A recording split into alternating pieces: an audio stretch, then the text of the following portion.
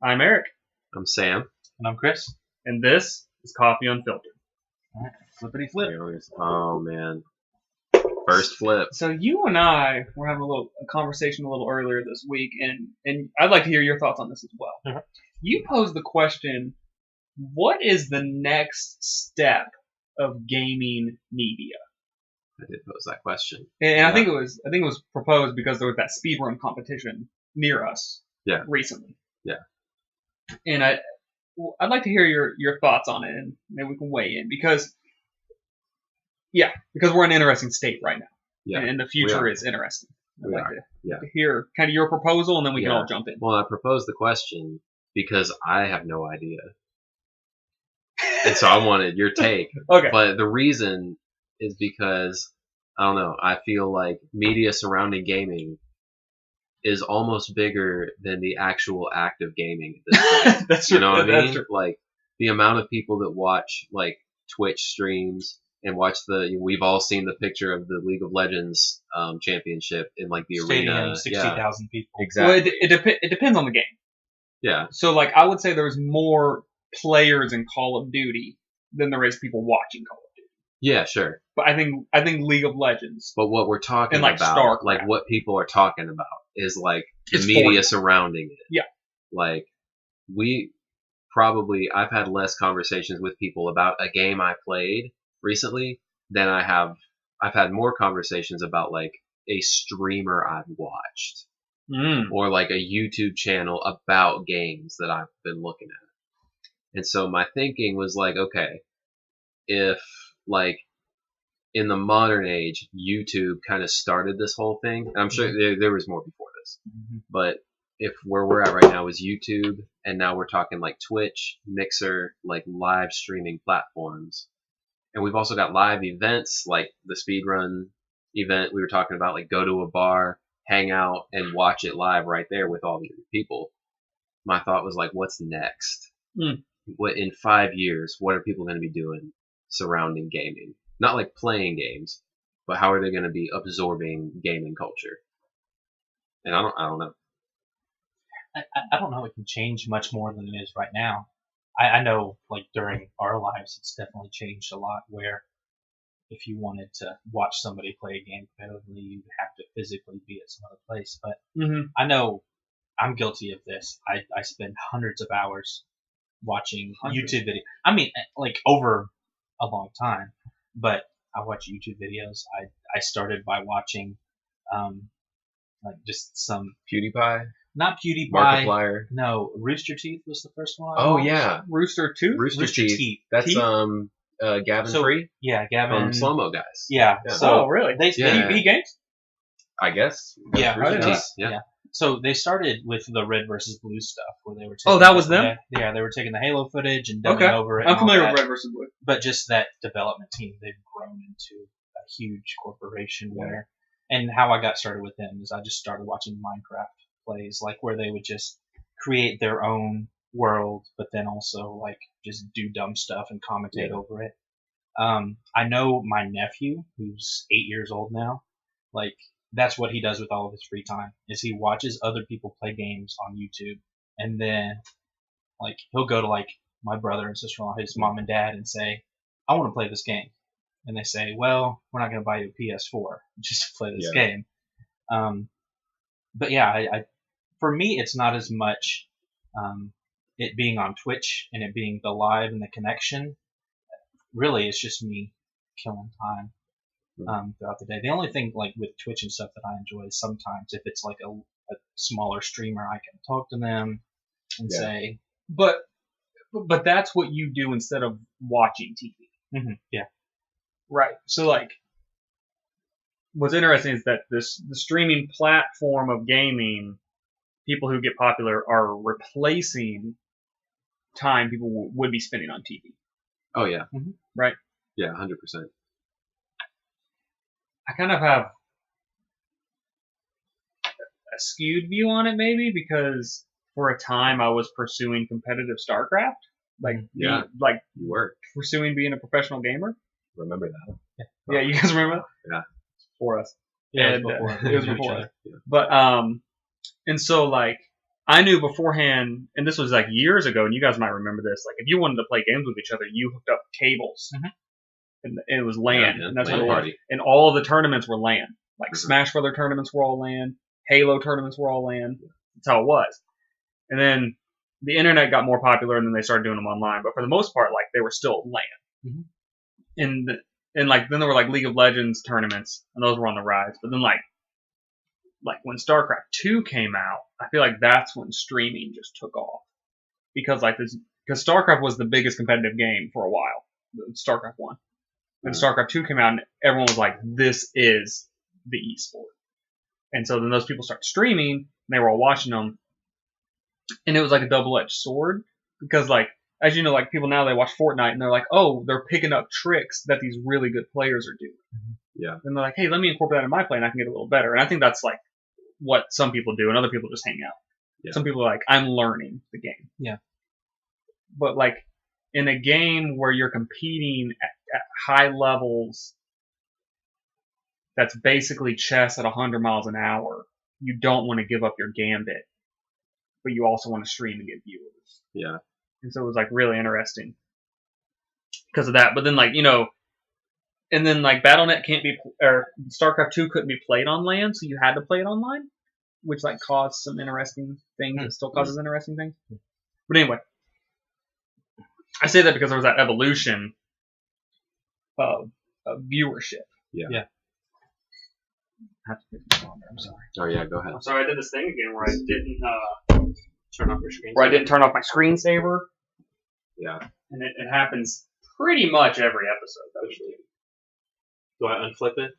No, you can keep it flipped. So, speaking of Twitch, yeah, I don't know if you guys have stumbled across this on Twitch, and I hope that this isn't the future. But have you ever seen like the ASMR videos? Yes. That's big fan. Really? Yeah. So, for people who don't know what ASMR, it's basically like autonomous sensory meridian response. Oh, damn! You're deep into this. You're deep into this. No shame. I just see it's like some chick licking a microphone. Okay, that's gross. So what it is people do something without the backup of conversation or music, right? So I watched this video. Accidentally didn't realize it was ASMR whenever I started it, but it was some people performing an autopsy. Oh, okay. A role play. But there was no music. Yeah. There was no sound. They didn't say, well, there was sound, but they weren't saying anything. It was just what was happening. Yeah. Yeah. And that was weird. Yeah. So, thanks. To your point. I guess that's not what I've seen. What I've seen is just like a close up on a microphone. When people get really close to the microphone and they do this. People whispering like that and smacking food and like taking like these are very like squishy gack and just squishing it. And it's supposed to give like your audio senses like a tingly sensation. This would be an example. So I'm not really into the sipping sounds. You know? Well, I'm not either. I'm just trying to give them an example. Yeah. But you get the point. You get the point. I don't get the point. No, I don't either. I don't. It doesn't do anything for me. Well, I find it more annoying than I do relaxing. Yeah. Kind of creepy. Well, it's weird because there's such a vast array of ways to do it, and there's a big spectrum of like what they would call triggers, which is like some just annoy the crap out of people, but some work really well, and everyone's a little bit different. Okay. And I remember I got into it years ago. Really? Because has it been going on for that long? Oh, I thought it was like a newer thing. It's been around for a long time. I got into it probably like 7-8 years ago. Because I was thinking about when I was a kid and I'd go to the eye doctor, and he would turn the lights down and like get the flashlight and like do all that, like follow the light and like hit me with the like 1 or 2. And I remember having this sensation that was like, because I always liked the eye doctor, and it was just because it was like it was just a relaxing experience to just like answer basic questions and just like turn the lights down. I was like, this is like I always enjoyed it. Hated the dentist. People who like the dentist are psychopaths. I've been to the eye doctor multiple times. Yeah. I've never experienced this relaxation. Yeah. Now I'm never like nervous or anxious when I go, but I'm just kind of there. I was just enjoying But I'm it. never like, oh And, like, yeah. As a kid, there was like a certain sensation. It was like, man, the eye doctor is just the best. And then I was like, I wonder if there's like a replication of that sensation on the internet. So I Googled it, and thousands of videos replicating that experience came up, and I was like, this is super weird.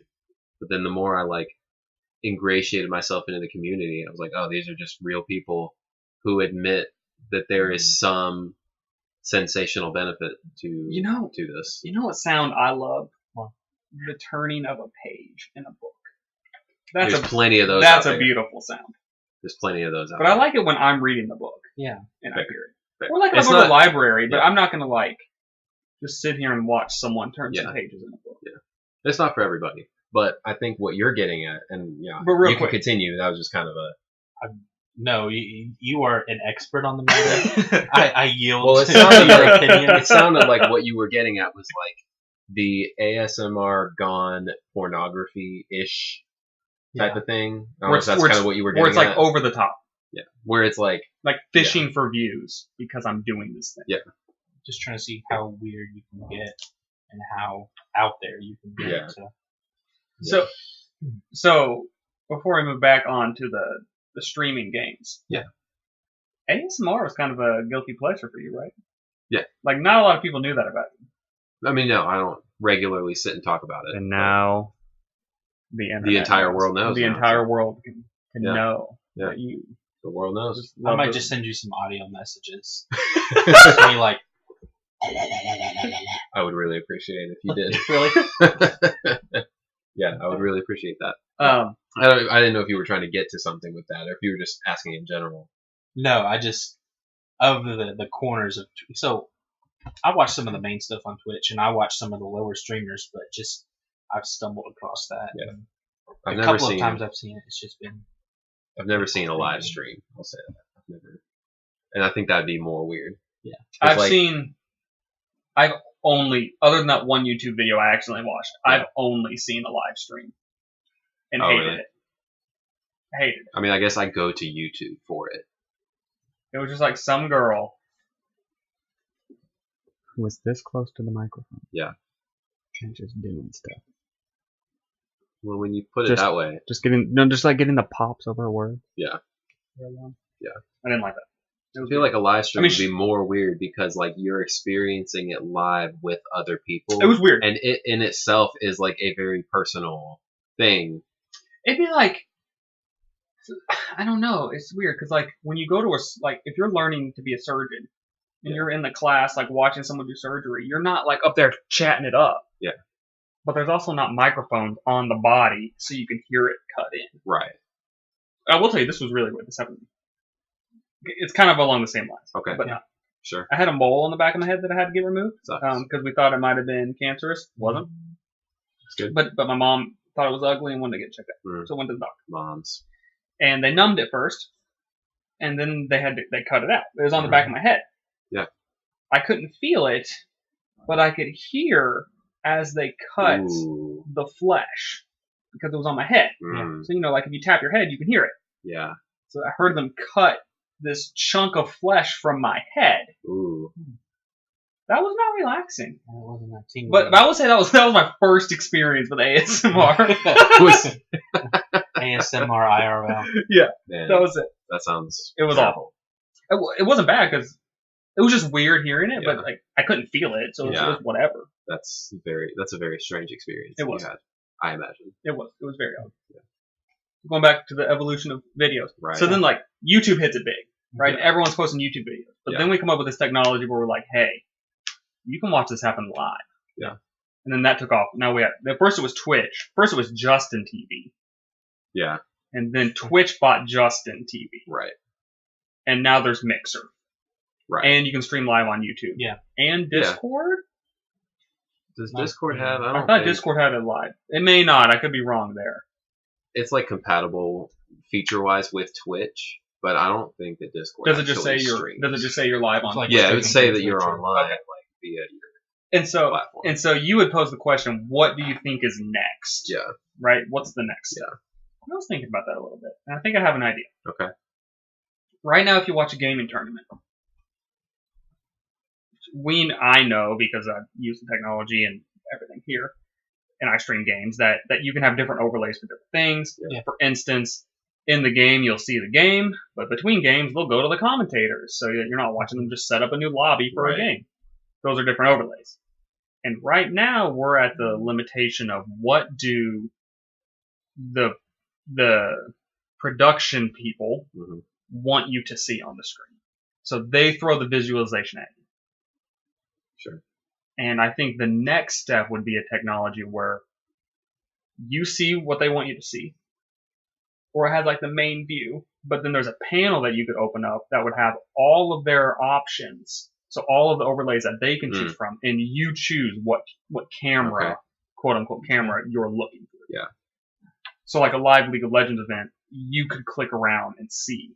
Yeah. And they could have like different cameras on the players, so you can go through the players, find the player you like, see what's happening on his screen, how fast he's moving. Yeah. I think that would be the next step. Okay. Or you could even like rewind footage, like and like see a kill again or see a strategy again or something like that. Yeah, I could see like an instant replay being an option. Yeah. There. Yeah. So you have the option to change and choose what camera angle you want. So from the list that they already have preset up. Well, so with like I like football. I like a lot of ESPN sports and stuff. Usually during the college football national championship, they have like 2 or 3 different channels.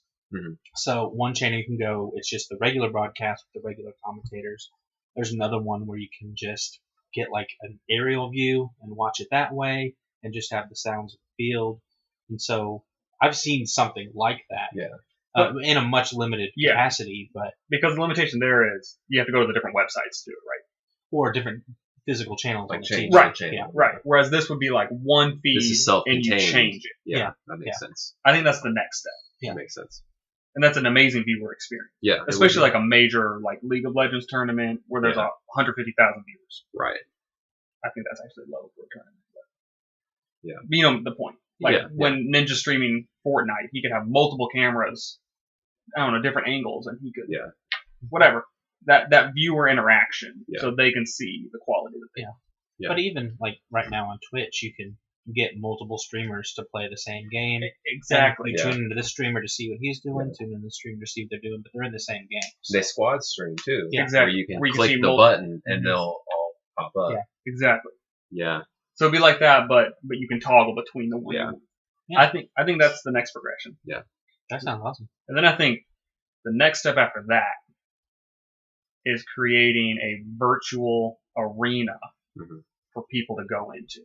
Because once you have the point where you're selecting screens, what you're doing is you're essentially going to an arena without actually interacting with anyone, other than people in chat. Yeah. The next step, to me, the progression would be they create some type of virtual arena where through VR, you step into it, and then you can interact with everyone else in VR while watching the screen. Yeah. And like, I know BlizzCon, like Blizzard Entertainment they sell tickets, so you have to have the ticket to watch their stream. Yeah. And then like, I could see them doing something like that where you sell the ticket, but then you get this seat in the arena. So whenever you turn on the stream, it's from that seat, and you're watching the stage. That's like way far down the road. Yeah. Way far down the road. But I'm saying that's like the progression. Yeah.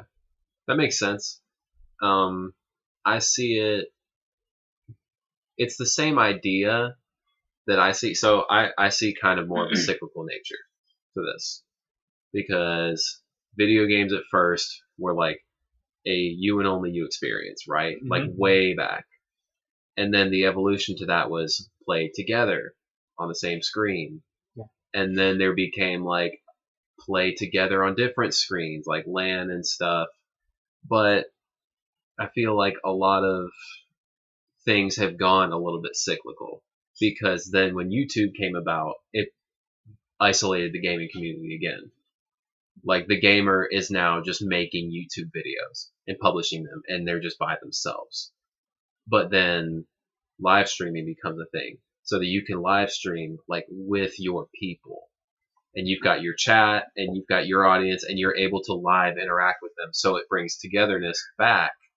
So it's like we've kind of gone through this evolution of like it's very singular, now it's expanding, and then now it's very singular again, now it's expanding again. And I think because, and technology wise, like maybe like decades down the road, like it's all becomes very virtual.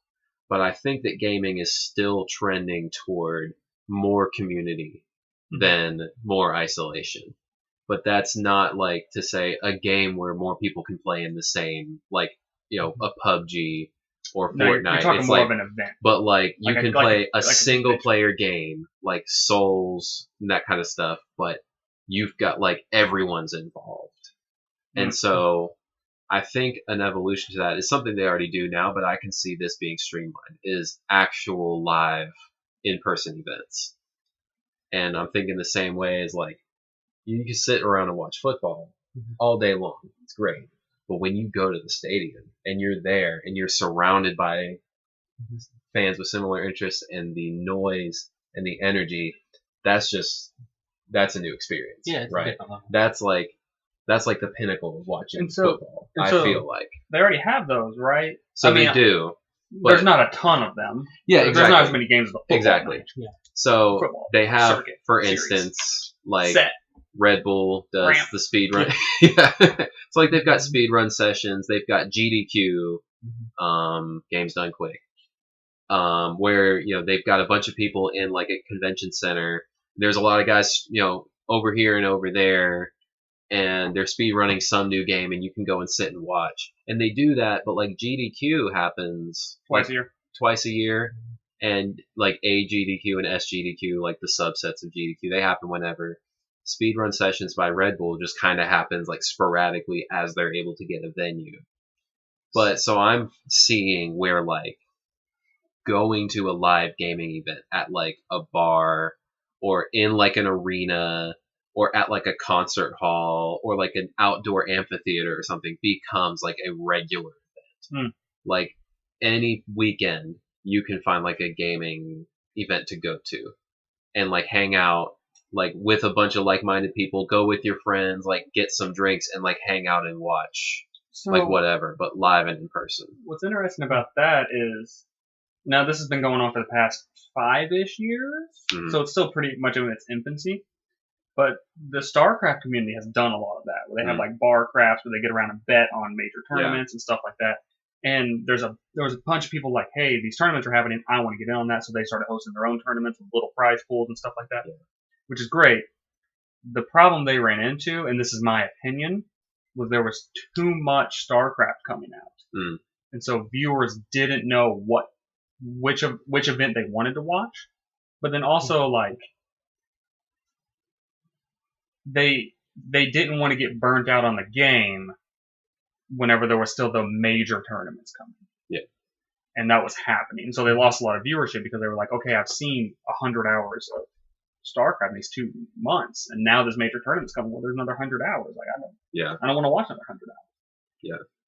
That makes sense. But again, that's still in the infancy. Yeah, that makes sense. And I guess what I see there is like, again, I'm just making the comparison to like professional sports, is like you've seen a football game, you know how it works. You've been watching it since you were a kid, but you're still going to go to that game because it's not so much like seeing something new at this point. Like the people who watch streamers all day long, they're not always looking for like something new because same streamers will play the same game for years. Yeah. But their faithful followers show up every day because it's camaraderie and it's community and like it's more about that person than it is about the game. So that's what I see is like it's just another evolution of like what's better than watching football at home, watching it right there.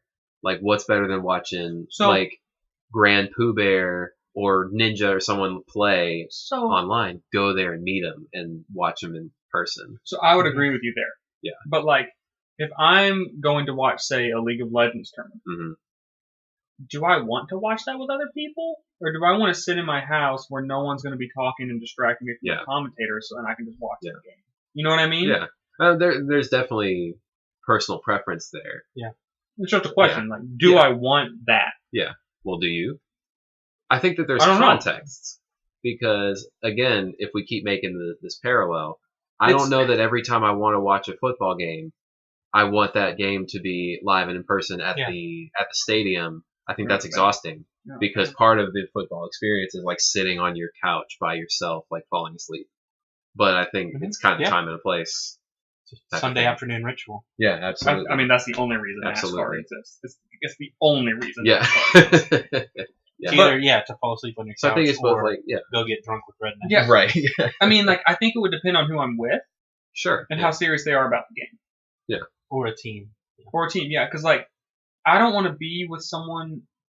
If I'm deep into a game, I don't want to be with someone who's new, and I'm explaining all the rules to them. Sure. And the intricacy of what's happening. Yeah. I want to be there with someone who can appreciate the beauty of what's happening. So like you get with your friend and you go, or like you get the VIP package, like the backstage meet and greet package.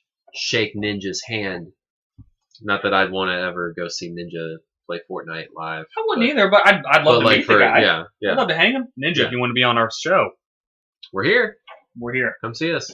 Door's right there. You reach out to us. Just not. Yeah. And we'll let you on. We're not reaching out to you.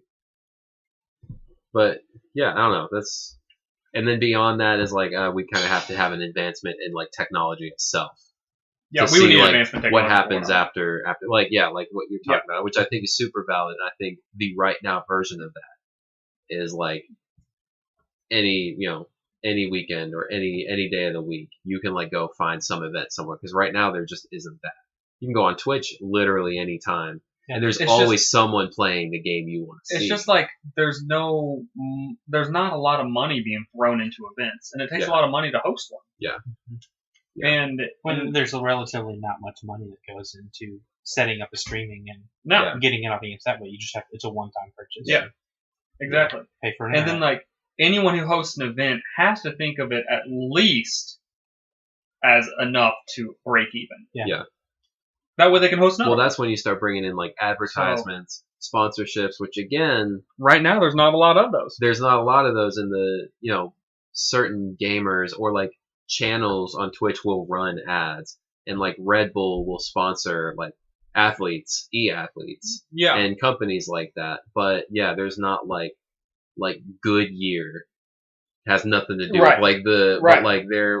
I think Goodyear's in NBA. I think it all that. will happen because there's been some huge name, like for instance, there was a while where Coca-Cola was sponsoring the GSL, which was the biggest StarCraft tournament in the world at the time, and so it has happened, and I think Pepsi did it for a while too. They may still be doing it. So it's happening. It's just I think just the more it's a slow burn. Yeah, the more that advertisers start to advertise to gaming communities, the bigger the gaming community is going to become. Because that starts to be where people are putting their money. Because advertising to gamers that's a huge audience. Huge audience. Like the boomer generation doesn't want to admit. Well, but like companies who are up and coming now are like, no, those are the people that we need. I think it's a snowball effect. Yeah. Where I think like right now the gaming community is pretty big. Yeah. And they're attracting some attention. Yeah. But it's going to get to the point where it gets so big that it demands attention. Then they're going to flood money into it. And it's just going to get bigger and bigger, and it's just going to roll down that hill of success. Yeah. Yeah, I agree with that. I think that brings me to something I was thinking about. The money aspect. Like, not a lot of money in gaming right now, like, compared to other professional industries. Oh, yeah. So I've thought about this a little bit. Trying to think of the best way to word it. But, so right now, Twitch, Mixer, YouTube, like wherever, all the big names if you're, an avid user of the platforms. But there's thousands of like minuscule streamers who are like pouring their hearts out and just not getting anywhere because they'll never be as big as such and such. And they can't get any traction. Just they want to be full time. They're never going to be full time. There's thousands of those. Yeah. So I was thinking the other day, like, what would it take for like say a new platform, new streaming platform? What kind of features would that platform have that would benefit the streamer and make them make it easier for them to make money on that platform as opposed to like Twitch. Like what kind of features would be in place? And I'm thinking about like subscription only access to certain things, or even as far as like you have to pay to see that creator at all. Because I start thinking like cable TV is that way. Like, well, it's not cable. Well, cable anymore, TV is like you satellite pay, TV, and you can see everything on yeah, but like Sling, for instance, you pay this much on Sling to have the base set of channels, or you pay $35 a month and you have this channel, or you can tailor pick like a certain set of channels and put together a package. Yeah, and like DirecTV does that, and like Spectrum and all that. So I'm thinking like talking about watching streaming platforms instead of TV. What about a streaming platform where you've got like your $25 a month allotment and you can pick like 5 channels you'd watch, but you can't go watch any other channels? Something like that. But something. I mean, the numbers would have to be tweaked up. Yeah. But the incentive being that the streamer like makes more money, because on Twitch it's very difficult if you're not well established. So just kind of like what kind of features would be there? I think the difficult thing with that on the front end is like that creates a barrier to new viewers coming to watch you. Yeah. While right now YouTube, Twitch, everything like it's free to watch. Like you can always come on, you can watch the different content, and then at that point, if you see their content, you like that content, you want to support them, that's when you can do a subscription. That's when you can do a donation. I think the only way that could work is if a big streamer like went to a place like that and already had a following, and somebody who would be willing to pay that cover charge, to be able to watch them. Sure. And it's difficult for me because I do watch a lot of YouTube. I watch a lot of Twitch.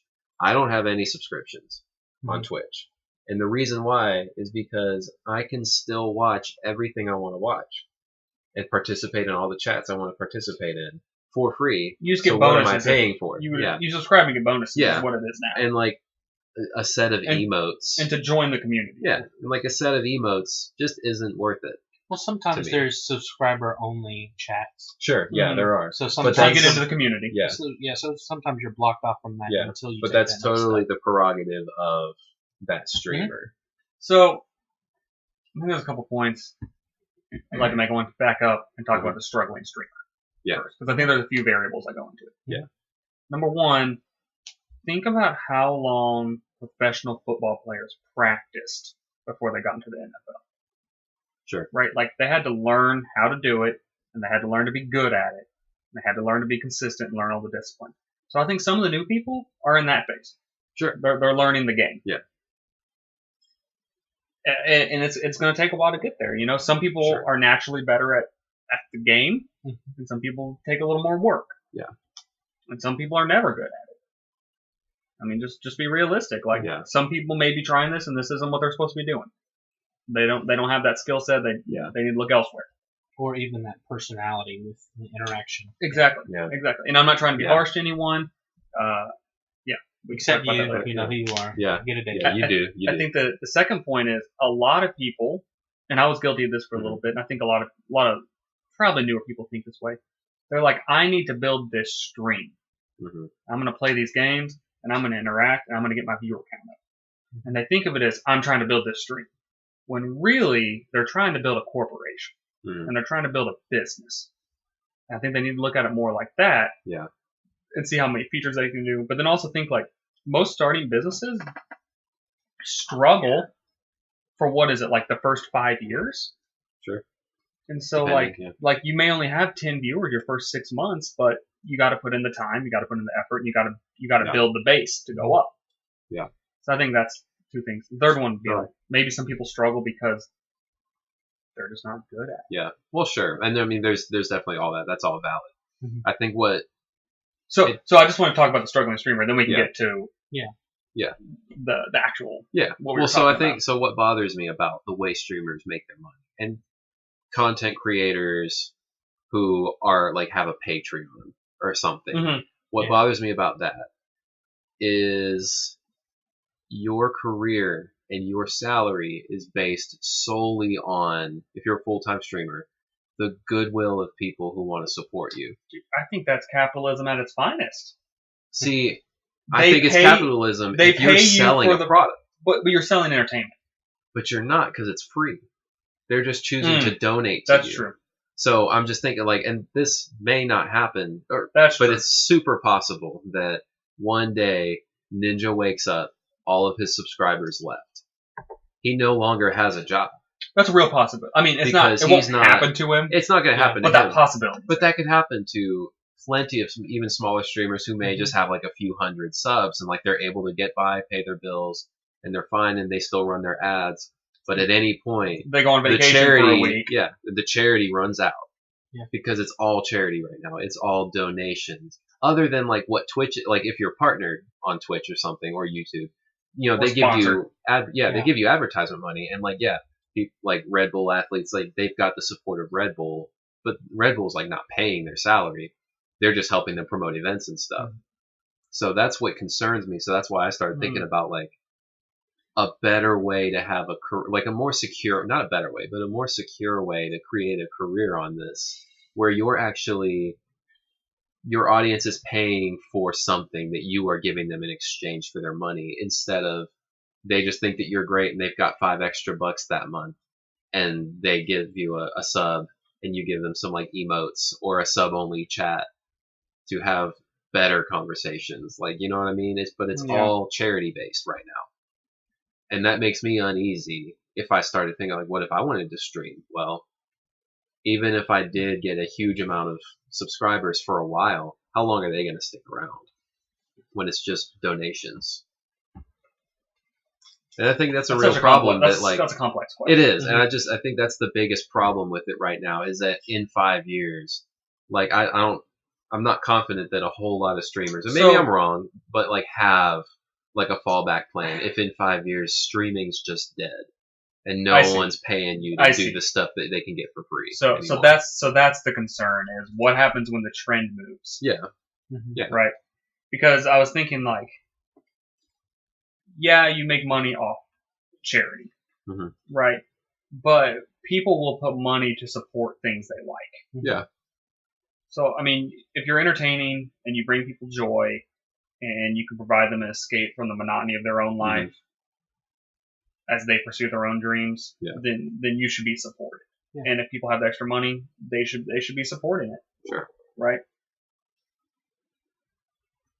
But when the trend moves, do you move with it? Do you stick in the same grind that you're in?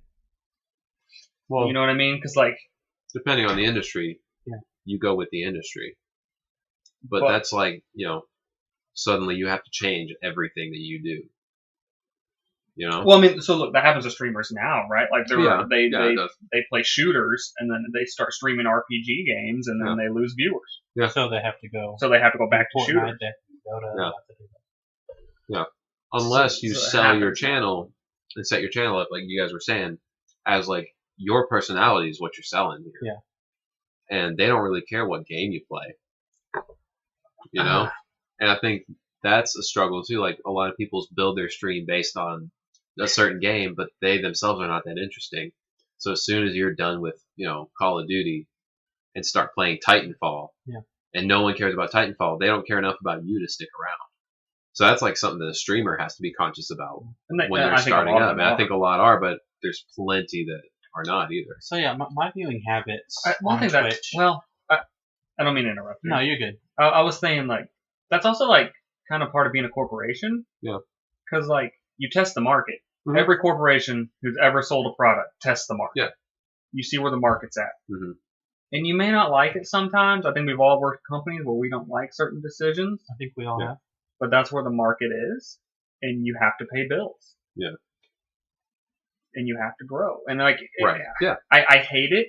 I think people should be able to play whatever they want and live happily. Yeah. But if you think of it as a business, like, this is my job.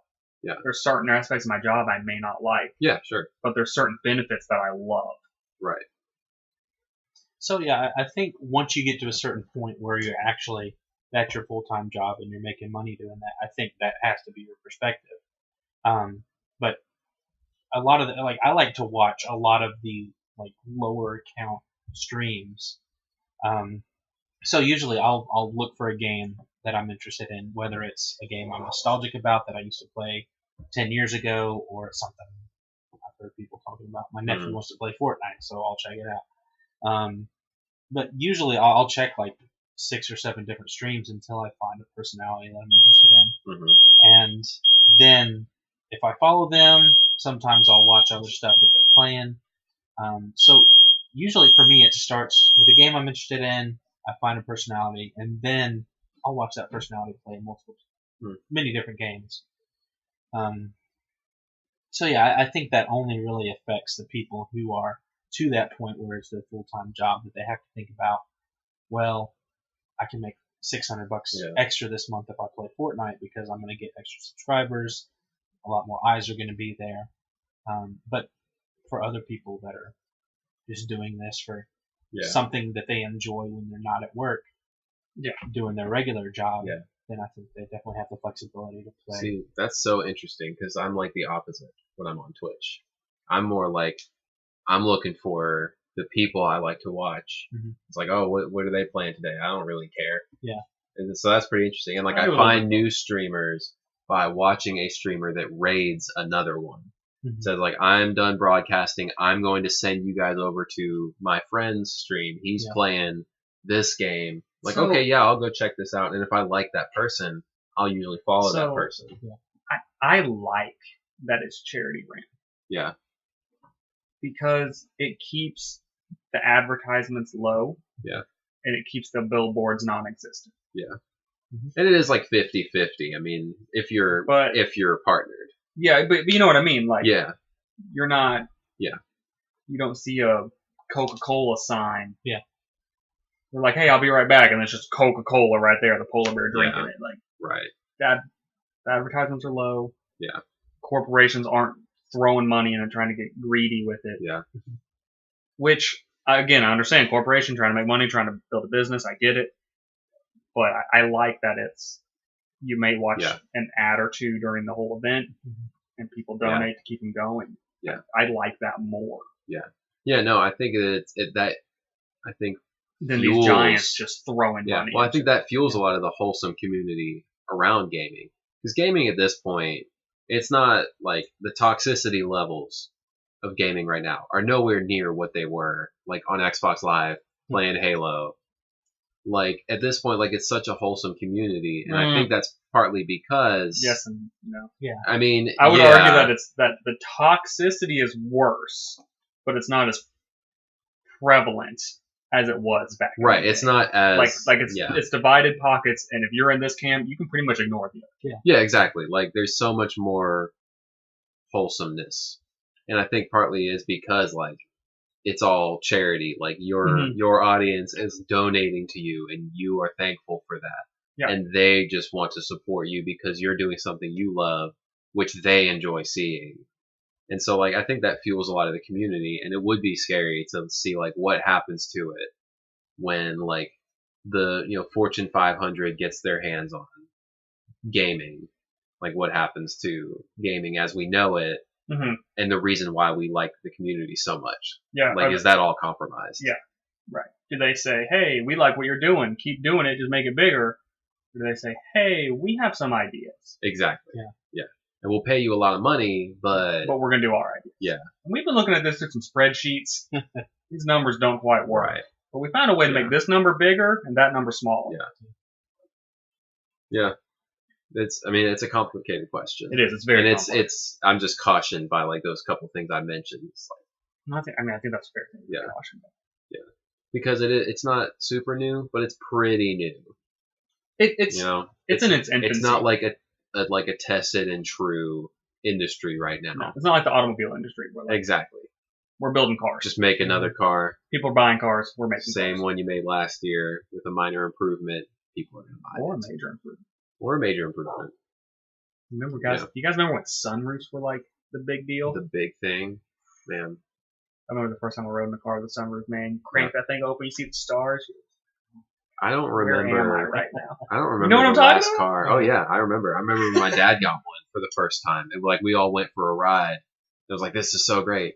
But now, like, It's I the same can't car. remember. It's the same car he had before. Yeah, yeah. It still got you down the road. But The like, AC still worked. but this is great. And like, I It's know I've ridden fantastic. in cars recently that have them, but I can't remember the last time I noticed.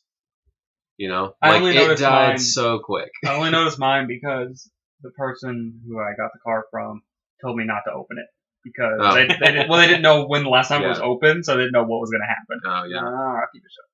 yeah, yeah. It's just like that was so just like super cool for like a minute. Yeah. You know, like I've never even like when I was shopping for a car earlier this year. Never once did I even like notice the feature sunroof being or not being ascribed to that car. I didn't care, and I didn't like my mind wasn't even going there. And so, That's fair. such could be the So- gaming industry.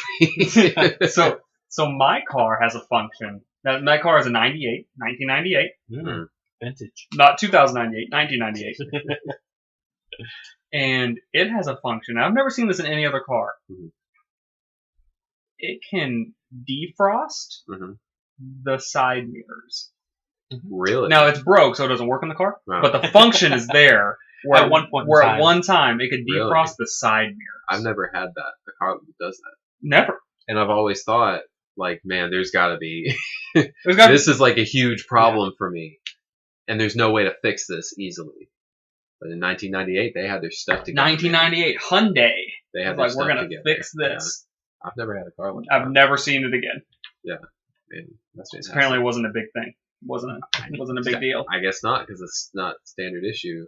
I feel like something that should be. Yeah, right. I guess. As much as we're paying for cars now, like Makes sense. We should every have that. every piece of glass on my car better be defrostable. Defrostable. Yeah. I think it's cold. It does. It does. Yeah. Frosty, and it's dangerous. Yeah. Drive around with frosty. You get someone on your blind side. Yeah. If your mirrors are frosted open. Dead. Yeah, you can die. Yeah. Gosh. People do. I remember, It's really sad. People do die like that. I remember Maybe not being, that specific. I remember being a teenager In a Hyundai. and being late for work. I was driving a Toyota, and I'd be like late for work in the winter. Get in the car, and it's just a sheet of like ice. And I remember that. I've got no time to scrape, so guess how I'm driving to work? Head out the window. There's no mirror. And I drive Ventura all style. the way to work. Ace Ventura style. Man, there has to be a better way. The better way in that moment was get up Earlier in 10 defrost minutes your car. earlier and get out there and handle your business. Oh, But man, they've got a spray. You can just spray on the ice and it I've de-ices heard, it. I've heard about this spray. Yeah. Does it work? Oh, yeah. I've used it for like the past 5 or 6 years. Man. So you just get up. Okay. So instead of defrosting, you just get up and spray it. So Or you yeah, still defrost. I'll normally, I'll turn on all the stuff to defrost the front and the back, but the side windows I'll just spray. And usually on the front I'll spray because the back defrosts really quick with the wires in it. Mhm. But yeah, just spray that and pretty much just de-ices it as the name of the liquid says. That's a Do you game remember changer. those, That's a game changer. I haven't seen these, I don't think, down here that much. But when I lived in the north in Ohio, we always had this in the house. We had like keyhole de-icers. You guys seen those? I You know those? Yeah. I had one like last year, 2 years You ago. did? I haven't I seen want to say any, I had to like, use it on my wife's car. really? I haven't seen that down here. But I just remember as a We didn't kid, get it like, down we always had those things. And it was just like the little tube with like a slot that fits into your keyhole in your car. You stick it in there and squeeze or whatever you do, and it de-ices your keyhole so you can unlock your car.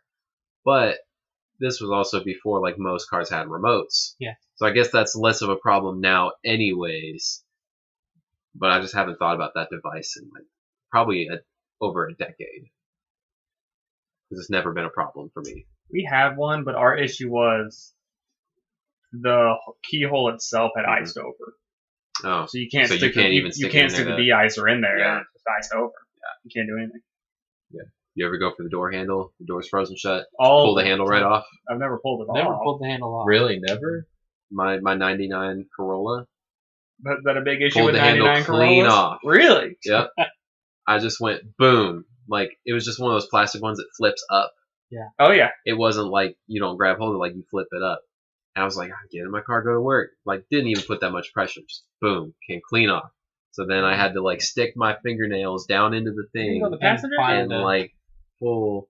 Well, the problem was you had to unlock it manually from inside, and I don't remember the passenger side having a keyhole. Like you had to open it up because I thought like I'm gonna have to do that number now, like go around the other side. But no, I was able to get in under that. I perfected the technique. Yeah, I had the technique down. I had the technique down. Okay. Man, I got a question. That brings me some memories. Yeah, go ahead. So, subject. Okay. So we're sipping on. You guys are sipping on coffee right now. Yes. It is coffee. It is filtered. Guaranteed. What is your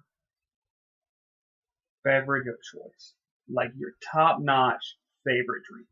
You really shifted gears fast. Yeah, I shifted hard, man. Oh, wow. You shifted gears really fast. Shifted hard. So fast, I got to think on that one. Yeah, you can think. I can go through mine. I'll do like top 3, top 2. Okay. I think number 1 is Coca-Cola. Really? Just the classic Really? Coca-Cola. I love it. It's the best. I don't drink a lot, but for various reasons. But to me, it's the best drink that's ever been made. Coca-Cola. Wow. Tastiest drink that's ever been made. Yeah. Number 2, probably like a vanilla latte, maybe. Okay. Yeah. Number 3, I'd go with tea or water. I really like water, just straight water. Yeah. But I like tea. So I think maybe 2, I would put like a combination of like vanilla latte, maybe a good tea. Yeah.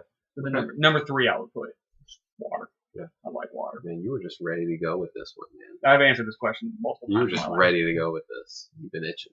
No, I mean, those are good answers. Yeah, no, they're mine. Those are good answers. So Favorite beverage. So very unpopular opinion.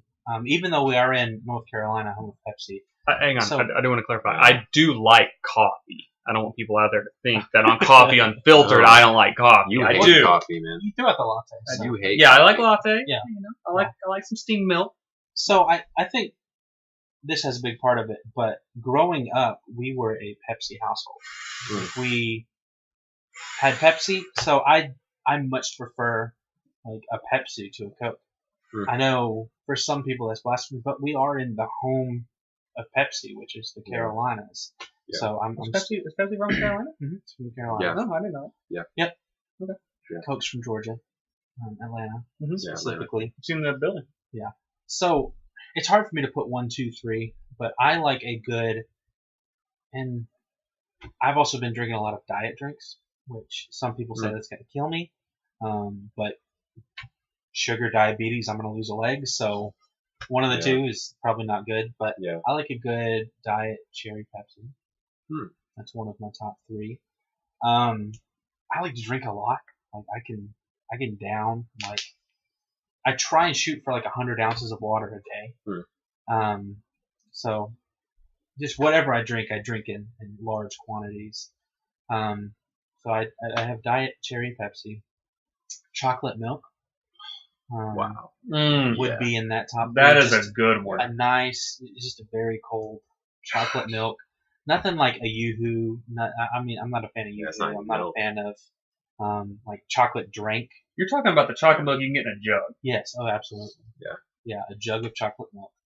Gosh, what's your favorite chocolate? Good answer. My favorite. Gosh, that's a good answer. I don't know if I really pay attention to the brand. The only 2 things I look for when I buy chocolate milk are the expiration date and the price. I thought you were going to say chocolate and milk. I will sometimes look to see if it has high fructose corn syrup in it, because I do try to avoid that when I can. Yeah. Man, but Fairlife. If you ever had Fairlife chocolate milk, that's like a milkshake. Yeah. So good. Yeah. And Fairlife is lactose free, I think. So my wife, who's lactose intolerant, can also enjoy it. So we buy it. And Lactate? No, it's not lactate. Heavy. Not lactate. Okay. No, it's real milk, but so is lactate not real milk? I don't know if lactate. I thought it was just without the lactose. I think lactate milk is real milk without lactose, but I don't know. I don't drink it. Yeah. Okay. So that's good. So those Chocolate milk's so that's good. a solid 2. Yeah. I third one, I could say water. Like sometimes water is just hits the spot. It quenches you, it refreshes you. Yeah. And sometimes you just don't want bubbles. Sometimes you don't want sugar. Sometimes you don't want sweet. So sometimes just nice ice water. I like it. I like it icy. Some people like it room temperature. Put that in the fridge. I let this one out, but in the summer, I really like lemonade. Lemonade's great. I think lemonade's really good. Lemonade's But great. it's not. I don't think it's better than mother. Yeah, I don't like the intentional sour flavor. But yeah, there's my 3. It's a good 3. Fighting. The chocolate So, milk's such a good answer. I'm not gonna fight you. I don't want to. So for me, I mean, my A1 since day one. I'm going straight to number 1. Number 1's coffee. Really? Oh yeah. Just a straight drip or Just straight black coffee or espresso. Okay. Big specialty coffee guy. I make a cup of coffee every morning. You know, a lot of people do, but for a lot of people, coffee's just like that's just part of the morning. Like I just need my caffeine. I'll get it this way. You love the But experience. no, like I love the coffee itself. And if I could get away with it without like having all sorts of like gastrointestinal like repercussions, I would just be sipping coffee all day long. And also like if it wasn't expensive to do that, because like the coffee I buy is high quality. I can't just be drinking up all my coffee all the time like it's water. Yeah. But like if I want to sit down and have just like a nice drink and sit and relax, making coffee, playing games, coffee, coming to work, gotta have coffee. That's my favorite drink. All right. And I really love going and getting just an espresso from a good cafe.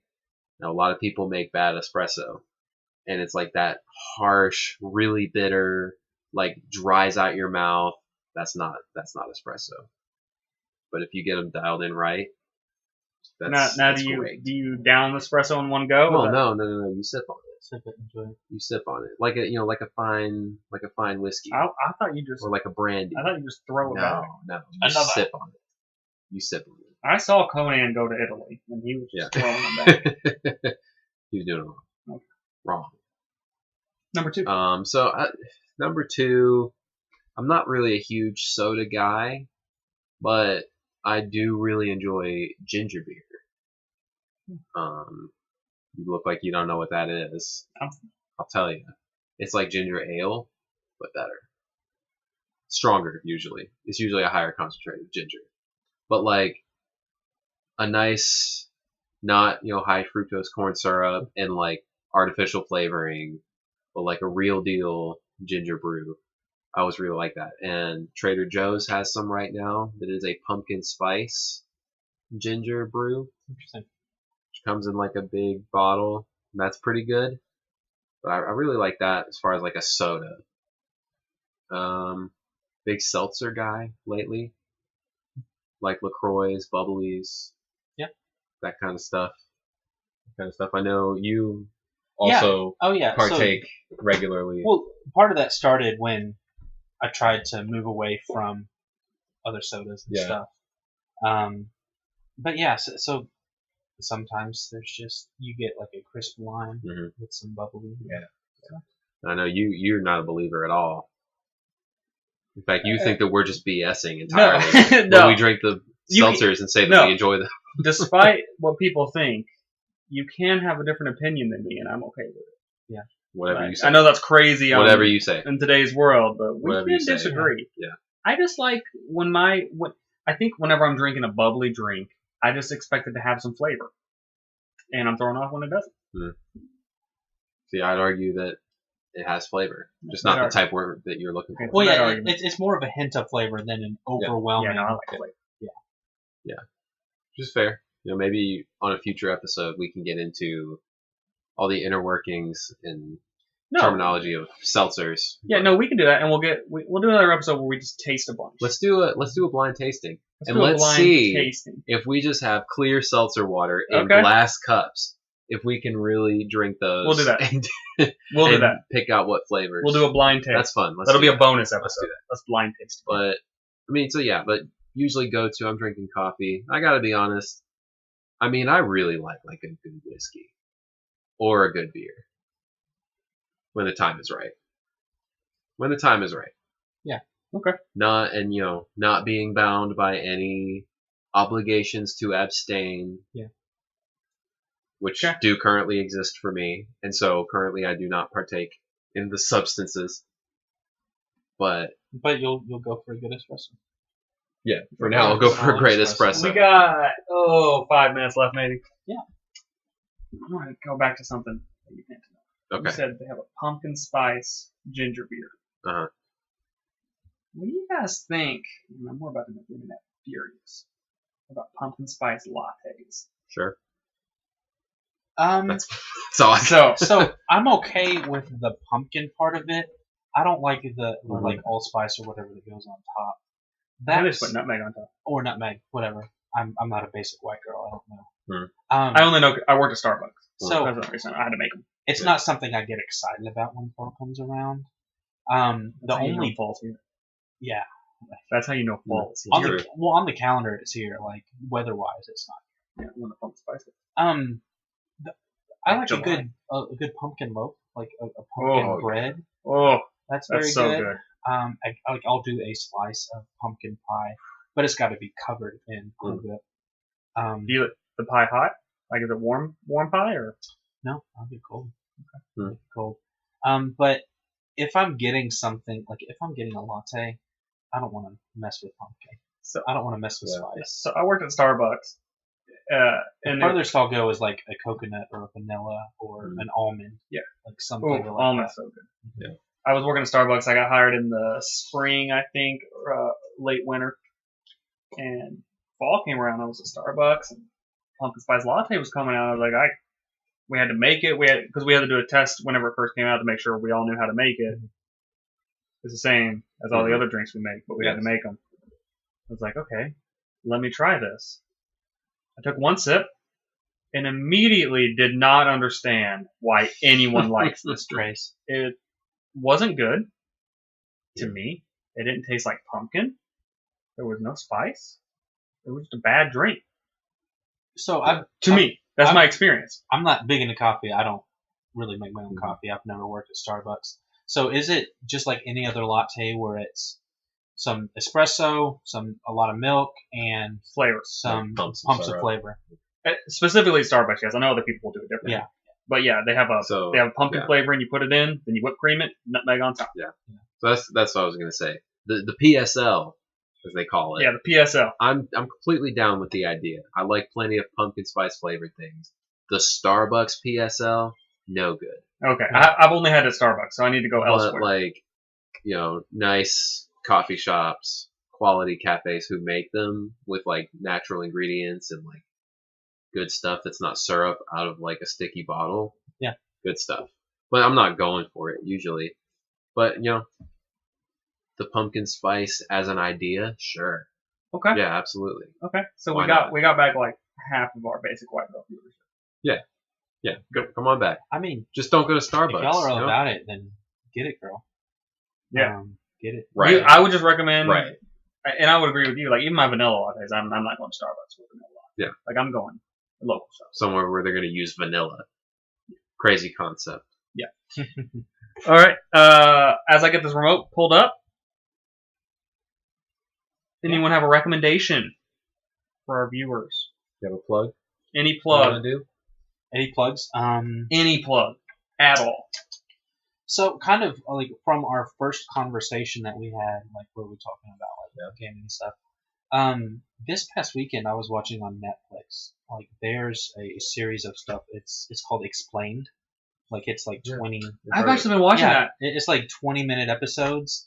One of them was about esports. So what it does with all of these different topics, like there was esports, there was why do men make more money than women? There was one about cults. One of them's about the water crisis, the world's water crisis. Yeah. That one was very interesting. So yeah, it's just like a 20-minute video, and it just kind of explains what this is, why it's important right now, what's the past of it, what might be the future of it, and like what it's concerning about it potentially. So yeah, that's my plug. Is check that out on Netflix. Explained. I watched like 4 or 5 episodes in the past couple of days, and it was very interesting. So that's what I'm into right now. Sounds cool. Sounds cool. You can check out my projects out on the internet. I have a band called Mediocre at Best. We have a single. It's called Swim Meet, just released on. Is that MEAT or MEET? ET. Okay. Like a meat where you swim. Oh. Yeah. Swim meet. I didn't It's know not if like you- a sausage doing a breast. Yeah, no. Sausages don't swim.